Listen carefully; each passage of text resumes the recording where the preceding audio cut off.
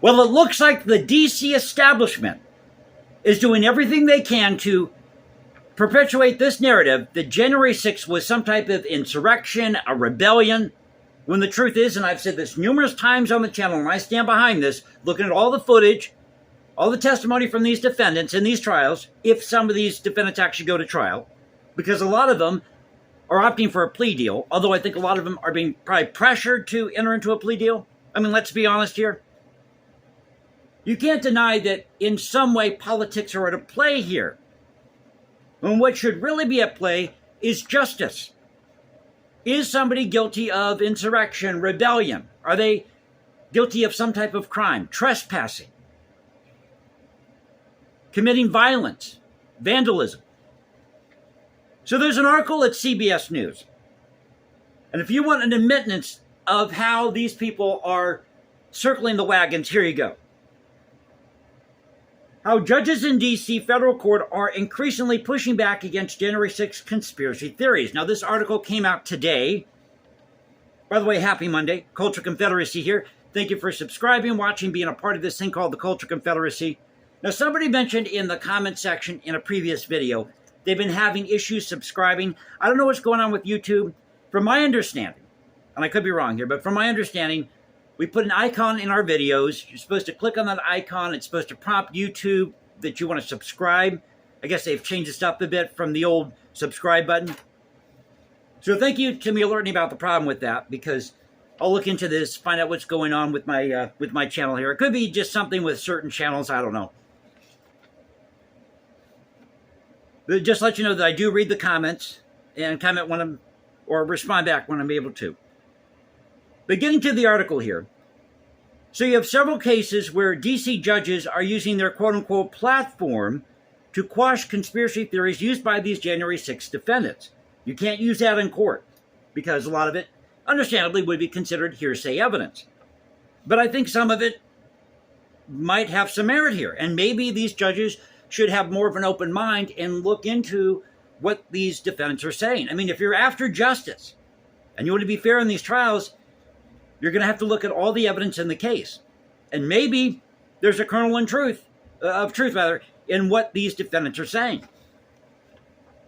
So you've got 25% of these capital defendants involved in these January 6 cases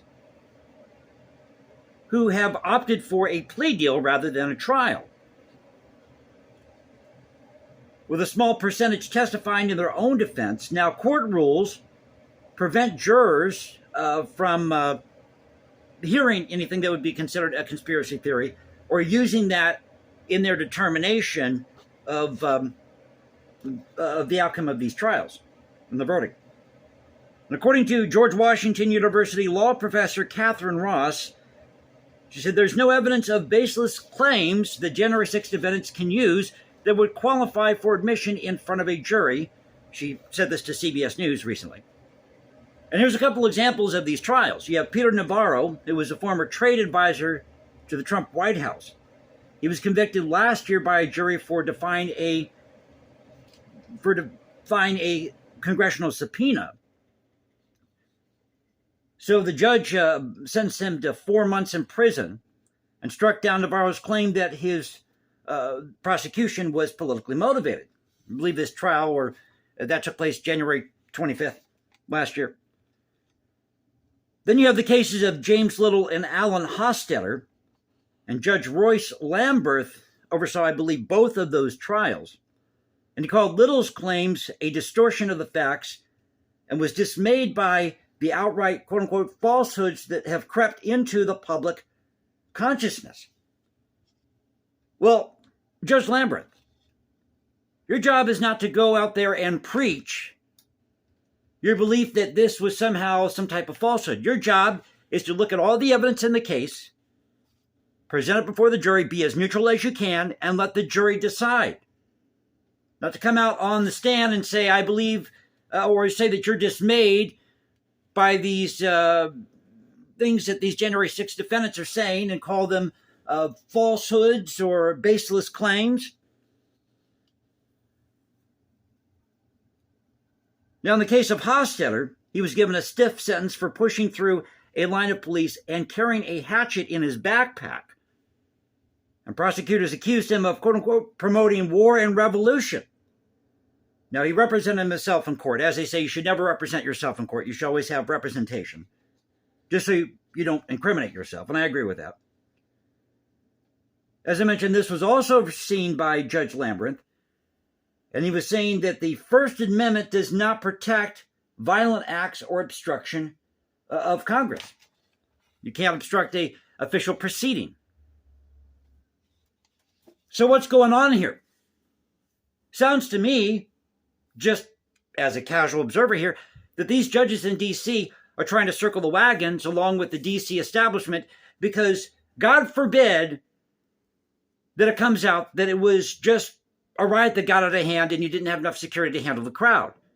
I mean, how would that make D.C. look? Wouldn't make them look pretty good. Make them look unprepared. In a city, by the way, that has numerous protests and rallies all the time, but somehow January 6th, security was absent on that one. I don't know, man. I'm not a conspiracy theorist. Okay, I didn't vote for Trump. I'm just a regular guy out here. But I have common sense. I'm not stupid.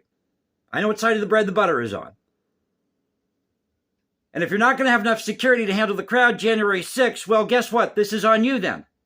Should people have been doing what they did January 6th? No. They shouldn't have been there causing violence or whatever they were doing or breaking windows. Pardon me. But how many of those people were actually Trump supporters? See, we haven't gotten to the meat of the issue here.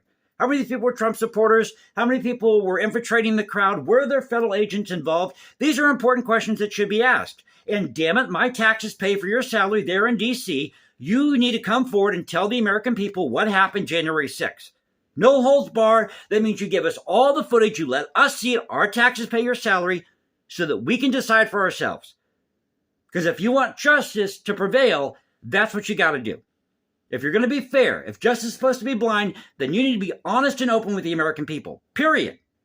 And I'm demanding it because, again, my taxes pay your salary. You worked for me. Got it?